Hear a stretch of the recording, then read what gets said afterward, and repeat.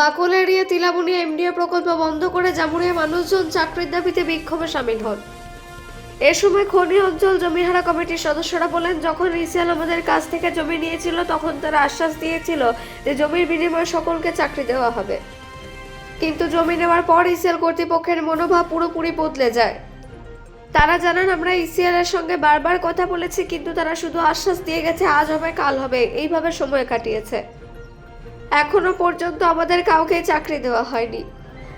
সেই কারণে বাধ্য হয়ে আমরা বাকলে এমডিএ প্রকল্প বন্ধ করে বিক্ষোভে নেমেছি এবং যতদিন না আমাদের দাবি পূরণ হচ্ছে ততদিনই আন্দোলন চলবে। তারা আরো বলেন, প্রায় 500 জনকে চাকরি দেওয়ার কথা ছিল, কিন্তু এই বিষয়ে এখনো পর্যন্ত ইসিএল সম্পূর্ণ নীরব রয়েছে। এই বিক্ষোভে সৌরভ বন্দ্যোপাধ্যায়, রোহন মুখোপাধ্যায়, ইমরান হোসেন, পাপাই ঘোষ, প্রশান্ত মণ্ডল সহ কমিটির সকল সদস্য উপস্থিত ছিলেন। অন্ডাল থেকে অজিত মিশ্রা রিপোর্ট, নিউজে।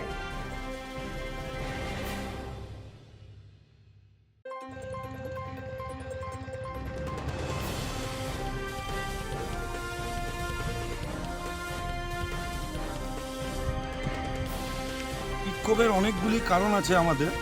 এই যে আপনারা এমডিও প্রজেক্টটা দেখছেন, তো এই প্রজেক্টে অলরেডি আপনারা দেখছেন যে কী হারে খনন শুরু হয়েছে। আজ 2 বছর হয়ে গেল খনন শুরু হয়ে গেছে, কিন্তু আমরা যারা এই যে দেখছেন এখানে খুব কম সংখ্যকই আছি। তো আমাদের এত জমিয়ারা যারা আছে তাদের এখনো পর্যন্ত চাকরির কোনো সঠিক পথ দেখাতে পারলো না। আজ থেকে প্রায় 1.5 বছর আগে আমাদের এখানে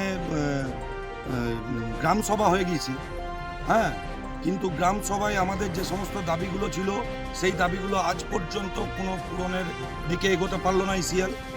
এছাড়াও আমাদেরকে এখানে ইউএফসির জমি আছে, ইউএফসির জমিতে আমরা ডিটি লেভেলে মিটিং করে এসেছিলাম।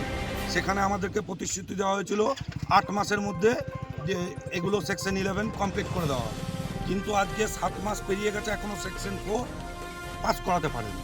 তাই আমাদের এবার দাবি যে আগে আমাদের চাকরির লেটার আসুক, তারপর এরা খনন। সব কোথায়কার বাসিন্দা? আমাদের এখানে প্রায় 8টা মৌজার বাসিন্দা আছে। 8টা মৌজার বাসিন্দারা 8টা অঞ্চল ক্ষতিগ্রস্ত হবে। সেই 8টা অঞ্চলের মানুষরা জমি দিয়েছি মানে কি এখনো ইসিএল অধিকাংশ জমি রেজিস্ট্রি করে উঠতে পারেনি, অথচ ব্যাপক হারে খনন চলছে, আপনারা দেখতেই পাচ্ছেন। তাই আমাদের দাবি আগে আমাদের এই 8টা অঞ্চলের 8টা মৌজার লোকেদের চাকরির প্রতি দেখ, তারপর আমরা খনন করতে দেব। কতজন মানুষ এখানে? প্রায় 500-র উপর আছে, মানুষ আছে। গোটা প্রজেক্টের জন্য 500-র উপর এমপ্লয়মেন্টের ব্যাপার আছে। এর আগে আমরা বেশ কয়েকবার 3 থেকে 4 বার আমরা এইভাবেই দাবি জানিয়েছিলাম। তারা নিত্য নতুন একটা করে আমাদেরকে প্রতিশ্রুতি দিয়ে চলে যায়। প্রতিশ্রুতির জন্য আমরা উঠে যাই এবং তারপরে জানতে পারি আবার নতুন করে সিএমডি কোনো নিয়ম নিয়ে আসছেন, সেই নিয়মের জন্য নাকি আমরা আটকে যাচ্ছি। অফিসে যোগাযোগ করলে এই তথ্যই আমরা পাচ্ছি। সুতরাং আমরা নিয়ম টিয়ম মানতে পারবো না, আমাদের আগে চাকরি দেওয়া হোক, তারপর আমরা উঠব। জমির বদলে চাকরি দেবে, যেটা ইসিএল এর প্রতিশ্রুতিটাই আছে, সেই দাবি নিয়েই আমরা লড়াই করছি, সেই জিনিস নিয়েই লড়াই করছি।